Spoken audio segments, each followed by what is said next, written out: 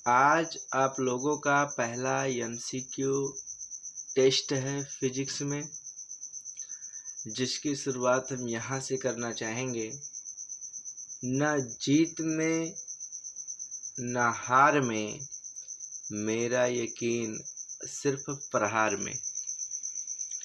इसी के साथ आपका एमसीक्यू स्टार्ट होता है और जिसमें हमारा फर्स्ट क्वेश्चन है। एमसीक्यू स्टार्ट होता है जिसमें हम लोगों का फर्स्ट क्वेश्चन है, वो क्या है देखेंगे ध्यान से। यहाँ से एमसीक्यू प्रैक्टिस स्टार्ट हो रही है और जिसमें हमारा फर्स्ट क्वेश्चन है,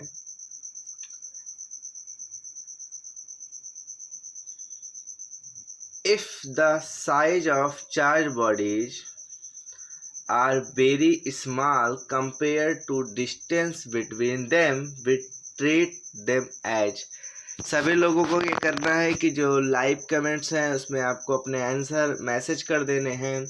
जैसे इसमें 4 ऑप्शन गिवन है, ए बी सी और डी। इसमें से जो भी आपको करेक्ट लगता है वो आपको इसमें आंसर मेंशन कर देना है। जैसे स्क्रीन पे आपका क्वेश्चन आ जाएगा और क्वेश्चन स्क्रीन पे आने के बाद आपको कमेंट में ए बी सी डी में से जो भी करेक्ट होगा उस पर आपको टिक करना है। It is clear. तो इसमें देखिए हमारा फर्स्ट क्वेश्चन क्या है, if the size of charge bodies are very small compare to the distance between them, we treat them as. तो इसमें हमारा फर्स्ट ऑप्शन क्या है, सभी लोग कमेंट करेंगे, उसके बाद हम आपका आंसर बताएंगे उसमें क्या होगा।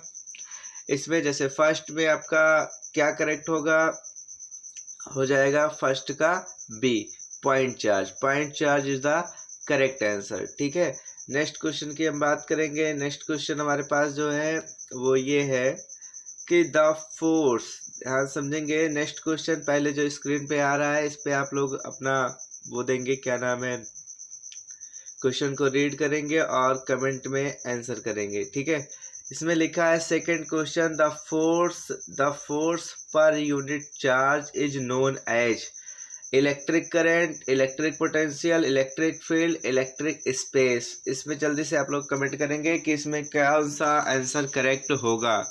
ठीक है, आप लोगों को 2-4 सेकंड, आपको 10 सेकंड या 20 सेकंड आपको दिए जाएंगे। उसमें से आपको जो भी ऑप्शन करेक्ट लगता है लाइव कमेंट में आपको मैसेज करना है।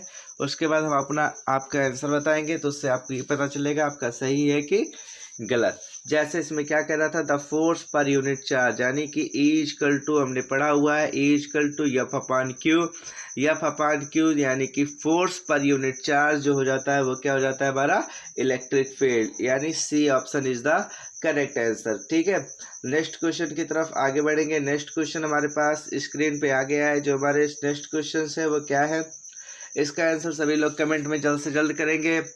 जितना जल्दी आप क्वेश्चन को पढ़ लेते हैं उतना जल्दी आप अपना आंसर दे दीजिए। ठीक है, लास्ट में आप ये एनालिसिस करिएगा कि जितने क्वेश्चन थे उसमें आपके कितने सही क्वेश्चन हैं और कितने गलत। जैसे इसमें लिखा क्या गया है, स्टेट ट्रू और फॉल्स, मतलब आपको ट्रू और फॉल्स केवल बताना है। The total charge of the isolated system is not conserved. इसमें क्या कह रहा है, total charge of the isolated system is not conserve, ये ट्रू है कि फॉल्स है। जल्दी से कमेंट करेंगे, कमेंट में आंसर आप लोग सभी बताएंगे कि इसमें क्या होगा। ठीक है, तो इसमें ज़्यादातर लोगों का कमेंट आ रहा है कि फॉल्स है। ठीक है, तो false is the right answer, false is the right answer, क्योंकि इसमें क्या होगा, टोटल चार्ज जो होता है आइसोलेटेड सिस्टम का वो कंजर्व होता है। ठीक है, यहाँ पे लिखा है नॉट कंजर्व, इसलिए इसका आंसर हो जाएगा फॉल्स। ठीक है, नेक्स्ट क्वेश्चन की तरफ आगे बढ़ेंगे। नेक्स्ट क्वेश्चन स्क्रीन पे आ गया है।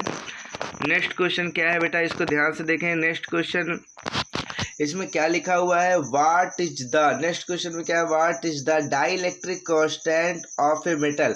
डाइलेक्ट्रिक कांस्टेंट को किससे डिनोट करते हैं बेटा, के से डिनोट करते हैं। अब पूछ रहा है मेटल के लिए, किसके लिए, मेटल के लिए वैल्यू क्या होगी। फर्स्ट ऑप्शन है -1, सेकंड ऑप्शन है 0 और थर्ड ऑप्शन सी और डी ऑप्शन है इनफाइनाइट। अब जल्द से जल्द सभी लोग कमेंट में अपना आंसर देंगे, जिसको जो भी आंसर करेक्ट लगता है। ज़्यादा टाइम नहीं दिया जाएगा क्योंकि ये सब क्वेश्चंस जो है देख के ही आंसर देने वाले हैं। अगर कोई न्यूमेरिकल पोर्शन आएगा तो उस पर टाइम आपको मिलेगा। इसमें आप बताइए इसमें कौन सा ऑप्शन करेक्ट होगा। तो बेटा इसमें जानते रहिए, जो एयर के लिए होता है के की वैल्यू 1 होता है, और वाटर के लिए अगर वैल्यू देखेंगे के की डाइलेक्ट्रिक कांस्टेंट 81 होती है, और अगर मेटल की बात कर रहा होगा तो उसकी वैल्यू होती है इनफाइनाइट। तो यहाँ पे ऑप्शन नंबर डी जो हो जाएगा उसका करेक्ट आंसर हो जाएगा। ठीक है, नेक्स्ट क्वेश्चन की तरफ आगे बढ़ेंगे। हमारा नेक्स्ट क्वेश्चन है next question number 4। Question number 4 देखिए सीबीएसई में आया हुआ क्वेश्चन है, यहाँ पे ध्यान से देखेंगे। नेक्स्ट क्वेश्चन क्या है हमारा, an object has of charge 1 coulomb and gains 5 multiplied by 10 की power 18 electrons, the net charge on the object becomes. इसके लिए आपको 10 से 20 सेकंड आपको मिलेंगे, आप इसको सॉल्व करेंगे और उसके बाद आंसर बताएंगे कि इसमें कौन सा ऑप्शन करेक्ट होगा। क्या कह रहा है क्वेश्चन, एन ऑब्जेक्ट है चार्ज, मतलब कोई ऑब्जेक्ट है जिसने 1 कूलम चार्ज रखा हुआ है और इतने इलेक्ट्रॉन्स ने गेन किया है। तो पूछ रहे net charge on the object, मतलब अब ऑब्जेक्ट पे क्या चार्ज हो जाएगा। फर्स्ट ऑप्शन है -0.80 कूलम और सेकंड ऑप्शन है +0.80 कूलम, थर्ड ऑप्शन है 1.80 कूलम और ऑप्शन नंबर डी है फोर्थ ऑप्शन जो है +0.20 कूलम। अब इसमें से आपको ये ढूंढना है कि कौन सा आंसर इसमें करेक्ट होगा, तो थोड़ा सा आपको सॉल्व करना पड़ेगा। आप सॉल्व करके कमेंट में जल्द से जल्द आंसर बताइए कि इसमें से कौन सा ऑप्शन करेक्ट होगा, ABCORD। जैसे आंसर भी आप लिख सकते हैं या फिर ABCD आप लिख सकते हैं, जो आपको अच्छा लगे लिखने में वो आप लिखेंगे, ठीक है, लेकिन प्रयास जल्द से जल्द करेंगे, ठीक है। अब जैसे ज़्यादातर लोग का सॉल्व कर लिए होंगे और कुछ लोग नहीं सॉल्व किए होंगे, तो वो थोड़ा सा इस क्वेश्चन को समझें। इसमें क्या कह रहा है, जैसे कोई बॉडी है बेटा, उस बॉडी पे जो चार्ज है हमारे पास 1 कूलम चार्ज है और गेन कितना कर रहा है 5 multiplied by 10 की पावर इलेक्ट्रॉन, मतलब इतने इलेक्ट्रॉन को इसने गेन कर लिया, तो इसका मतलब इस पर निगेटिव चार्ज आ जाएगा। इसका मतलब है अब जो आएगा Q = NE, एन की वैल्यू कितना है बेटा 5 multiplied by 10 की पावर 18 और माइनस में माइनस लगा देंगे, माइनस क्योंकि गेन कर रहा है, मल्टीप्लाई बाई 1.6 मल्टीप्लाई बाई 10 की power -19।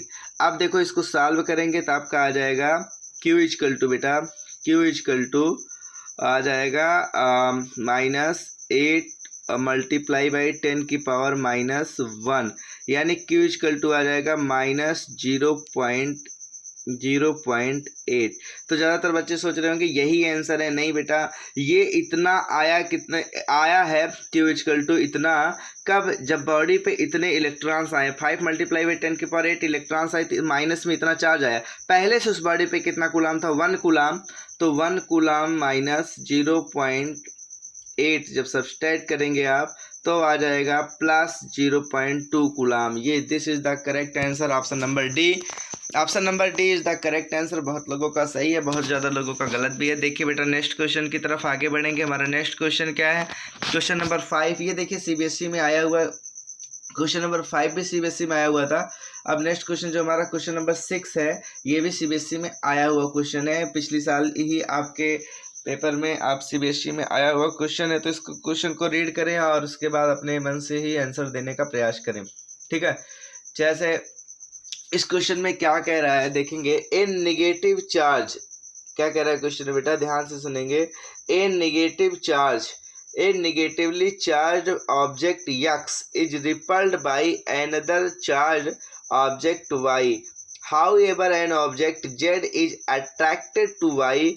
Which of the following is the most probability for the object Z? This is the question. और इस क्वेश्चन में आंसर देखेंगे क्या लिखा गया है, पॉजिटिवली चार्ज, ऑप्शन जो है positively charge only, negatively charge only, positively charge only, negatively charge only.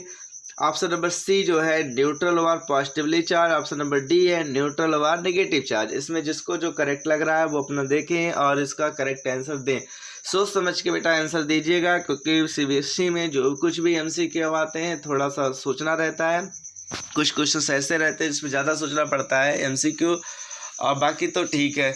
अब इसमें देखिए आपको ये समझने की ज़रूरत है कि इसमें क्या कह रहा है, इन नेगेटिव चार्ज X जो है नेगेटिव चार्ज है और by another charge object Y ripple कर रहा है Y को, ठीक है। तो इसका मतलब है हमारे पास जो X है और ये Y है, ये X है दैट इज Y, तो ये इसका मतलब अगर ये नेगेटिव है तो ये भी क्या होगा, नेगेटिव होगा, तभी दोनों एक दूसरे को क्या करेंगे, रिपल कर रहे होंगे, यानी ये इधर कर रहा होगा इसको, ये इधर कर रहा होगा, ठीक है, तो रिपल कर रहे होंगे एक दूसरे को। लेकिन कह रहा है कि हाउ एवर जेड, जेड जो है अट्रैक्ट हो रहा है वाई से, यानी जो जेड है वो क्या हो रहा है, वाई से अट्रैक्ट हो रहा है, यानी कि ये इधर की तरफ जा रहा है, अट्रैक्ट हो रहा है।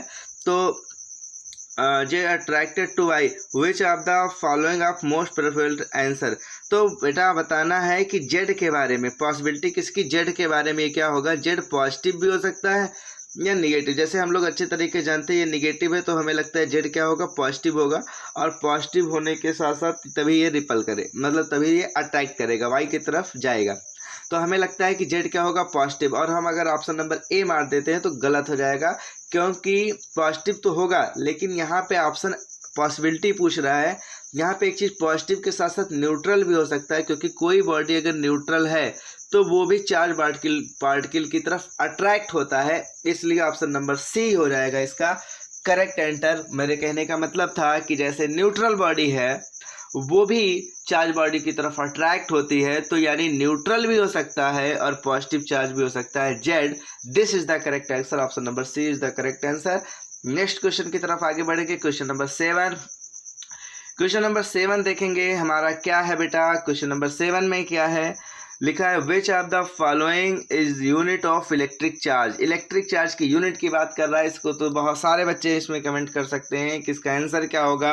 पहला ऑप्शन दिया है कूलाम, दूसरा दिया है न्यूटन, तीसरा दिया है बोल्ट, और चौथा जो फोर्थ ऑप्शन है दैट इज कूलाम पर बोल्ट। तो इसमें आपका first option is the correct answer, coulomb. Okay, it is clear. Next question की तरफ आगे बढ़ेंगे।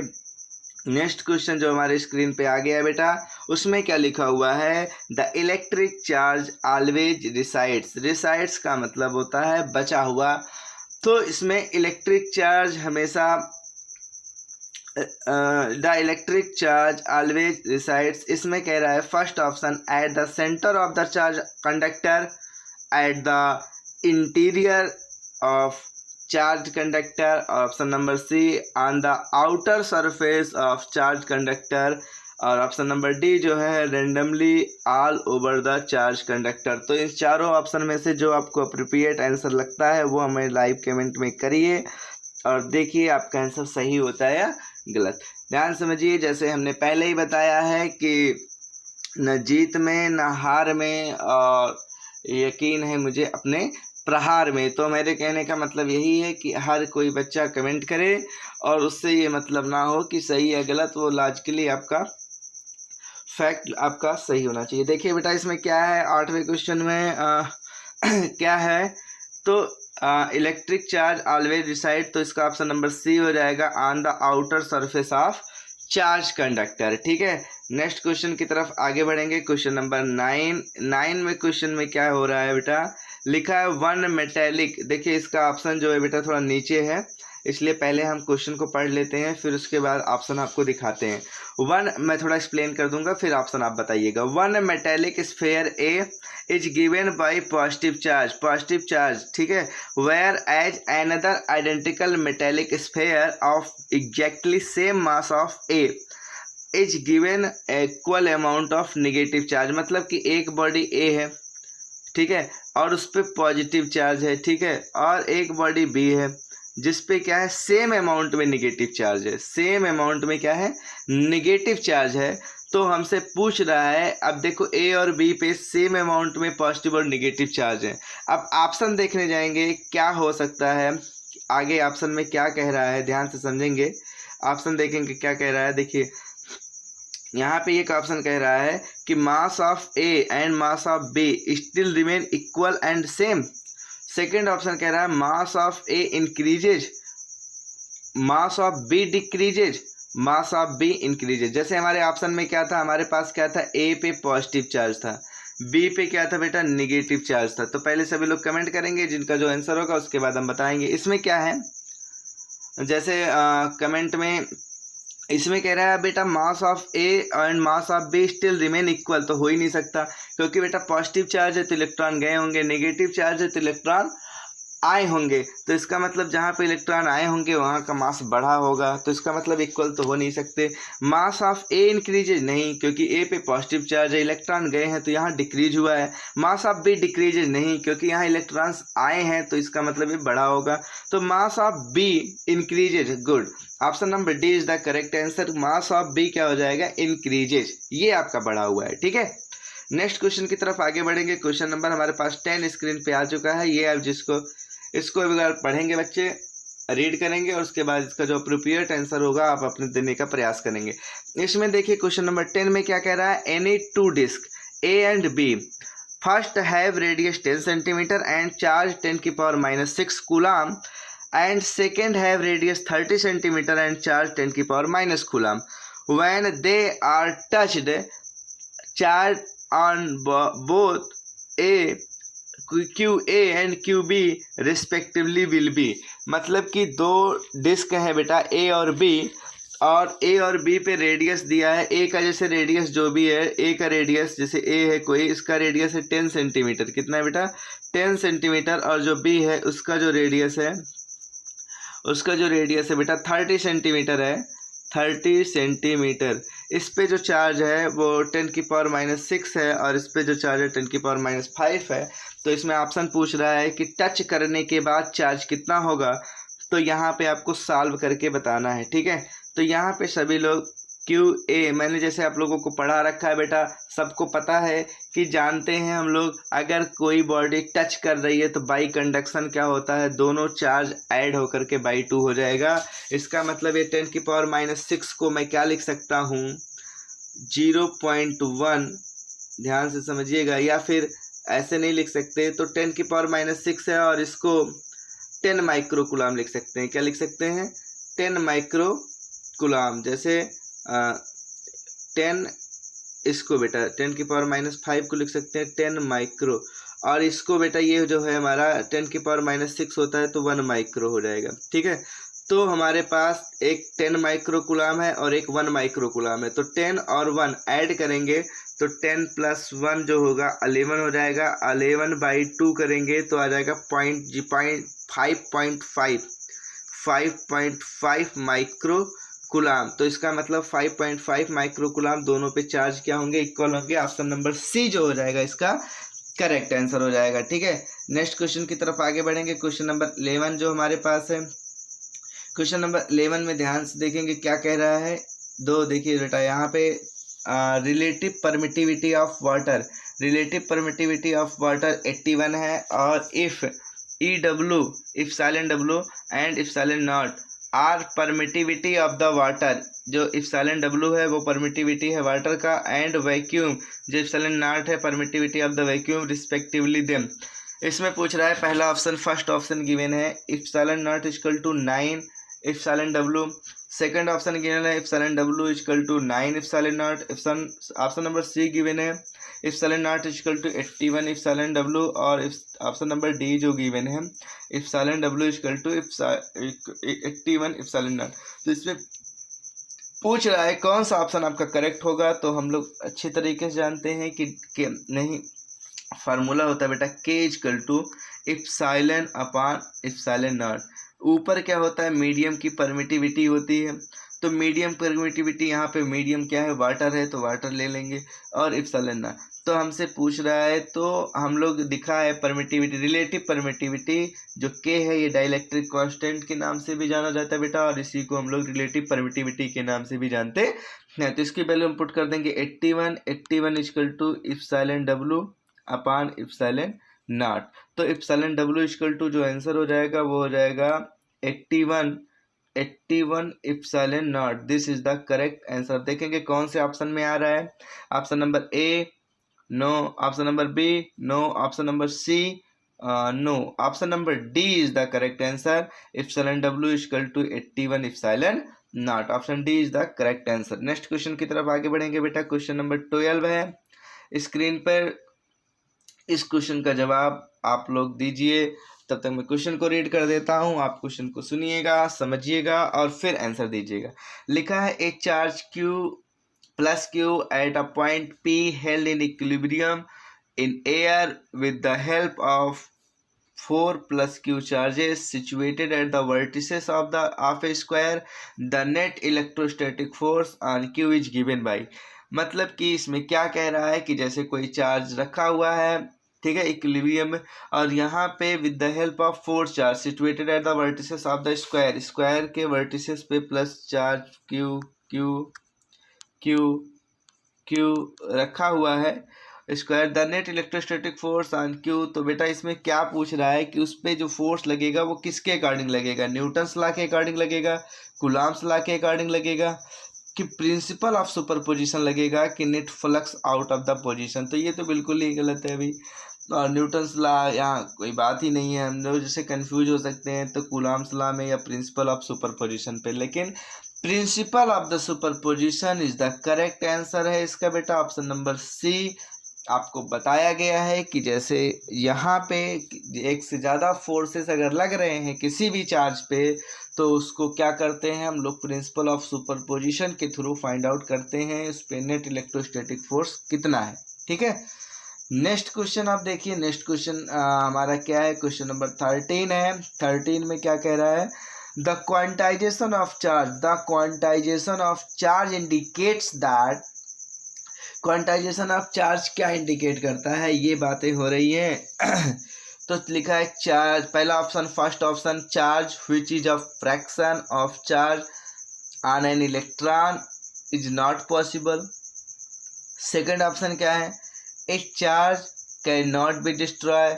ऑप्शन नंबर सी क्या है, charge exist on particles. Option number D क्या है, there exist a minimum permissible charge of on a particle. जैसे बेटा आप अप्रोच करिए, अच्छा जैसे हम लोग, हमारा उद्देश्य यही है कि एमसीक्यू प्रैक्टिस आपके अच्छे हो सके और उस पर भी आपकी पकड़ अच्छी बन सके।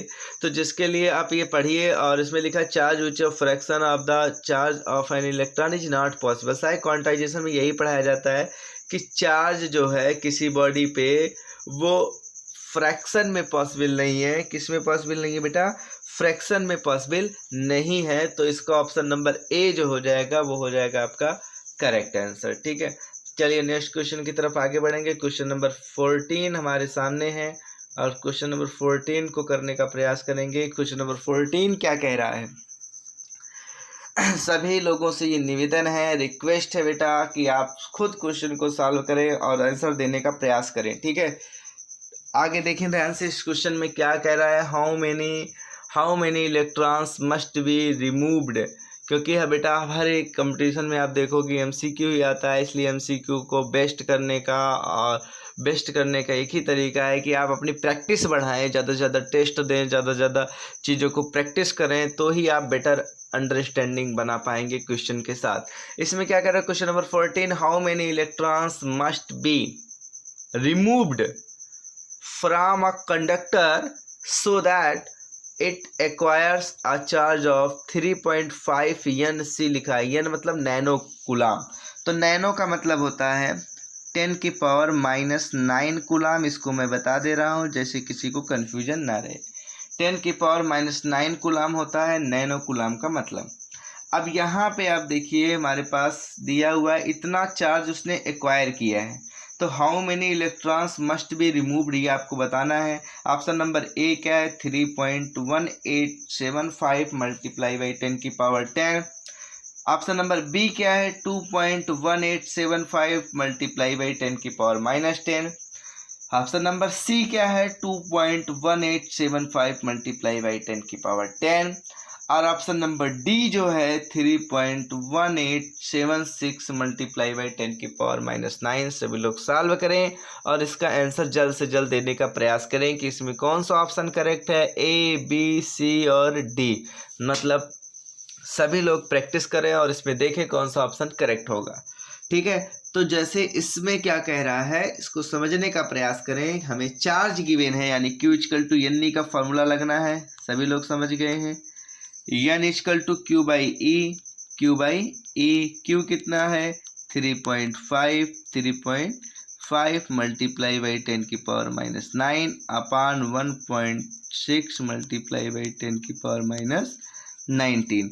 तो यहाँ से देखिए डेसिमल से डेसिमल कैंसिल हो जाएगा और 19 ऊपर आएगा तो 10 की पावर +10, तो 10 + 10 इसमें है, +10 इसमें है, यानी चाहे ए होगा या फिर सी होगा, बी और डी हो नहीं सकता। और 16 से डिवाइड करेंगे तो 16 2 जा 32, तो इसका मतलब है 2 पॉइंट करके आंसर आएगा, ना कि 3 पॉइंट।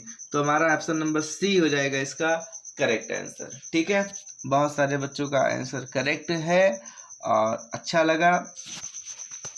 नेक्स्ट क्वेश्चन की तरफ आगे बढ़ेंगे। हमारे पास जो नेक्स्ट क्वेश्चन है वो है क्वेश्चन नंबर 15। तो क्वेश्चन नंबर 15 में देखिए क्या कह रहा है। ये थोड़ा सा स्टेटमेंट टाइप का क्वेश्चन है, थोड़ा सा पढ़ने में समय लगेगा इस क्वेश्चन को। सभी लोगों से ये निवेदन है कि क्वेश्चन को अच्छे से रीड करेंगे। मैं एक बार रीड करके बता भी दे रहा हूँ, लेकिन आप लोगों को एमसी क्वेश्चन की प्रैक्टिस ज़्यादा से ज़्यादा करनी चाहिए। जैसे हमारे पास क्वेश्चन नंबर 15 क्या कह रहा है, पिक द करेक्ट स्टेटमेंट, मतलब हमें सही स्टेटमेंट को चूज करना है, टिक करना है। तो इसमें क्या कह रहा है बेटा, the glass rod gives protons to silk when they are rubbed against each other. ठीक है, कह रहा है glass rod gives protons to silk, मतलब प्रोटॉन दे रहा है सिल्क को। When they are rubbed against each other, जब एक दूसरे के अगेंस्ट वो रब होते हैं। ठीक है, दूसरा क्या कह रहा है, the glass rod gives electron अगर टू सिल्क। तो पहले तो हम लोग यही जान लेते हैं कि जैसे जो एक बॉडी से दूसरे बॉडी का ट्रांसफर होता है बेटा, वो इलेक्ट्रॉन का होता है। किसका होता है, इलेक्ट्रॉन। तो यहाँ प्रोटॉन्स लिखा है तो ये ऑप्शन ही रॉन्ग है। ठीक है, इसकी हमें बात नहीं करनी। यहाँ पे प्रोटॉन्स है तो इसको भी ऑप्शन की हम बात ही नहीं करेंगे। ठीक है, यहाँ पे देखिए the glass rod gives electrons to silk, तो हमने बताया है कि ग्लास रॉड पे बेटा पॉजिटिव चार्ज आता है। क्या आता है, पॉजिटिव चार्ज आता है। तो और यहाँ लिखा है to electrons to silk when they are rubbed against each other, तो ऑप्शन नंबर सी तो गलती है। डी में देखें, the glass rods gains electron, glass rod अगर इलेक्ट्रॉन को गेन करेगा तो इस पर निगेटिव चार्ज आएगा। ठीक है, when they are rubbed against each other, तो हमने पता है कि ग्लास रॉड पे बेटा पॉजिटिव चार्ज होता है जब वो सिल्क के साथ रब होता है, या ऊल जिसको बोलते हैं, उसके साथ जब रब होता है तो उस पर कौन सा आता है, ग्लास रॉड पे पॉजिटिव चार्ज आता है। जबकि प्लास्टिक रॉड को कैट्स फर के साथ रब करते थे तो निगेटिव चार्ज आता था। तो यहाँ पे हमें देखना है कि जैसे ये ऑप्शन नंबर बी जो है, gives electron to silk when they are rubbed against to each other, क्योंकि हमें अच्छी तरीके से पता है कि जब हमारे पास कौन सा रॉड होता था बेटा, जब हमारे पास ग्लास रॉड होती थी तो उस पर पॉजिटिव चार्ज आता था। किसके साथ, सिल्क हो या फिर ओआर ऊल हो, तो उसके साथ कौन सा चार्ज आता था, पॉजिटिव चार्ज आता था। ये आपका क्या है, ग्लास रॉड। ठीक है, तो और जब हमारे पास दूसरा था प्लास्टिक रॉड, उस पर आता था निगेटिव चार्ज, उसको रेड किसके साथ करते थे, कैट्स फर के साथ। तो इसमें क्या होगा, इसमें निगेटिव चार्ज आएगा अगर प्लास्टिक रॉड है, और अगर ग्लास रॉड है तो सॉरी, अगर प्लास्टिक रॉड है तो उस पर निगेटिव चार्ज, अगर ग्लास रॉड है उस पर आएगा पॉजिटिव चार्ज सिल्क के साथ रब करने पे। इसका मतलब इन्होंने इलेक्ट्रॉन का क्या किया है, इसने इलेक्ट्रॉन क्या किया है, इलेक्ट्रॉन इसने क्या कर दिया है,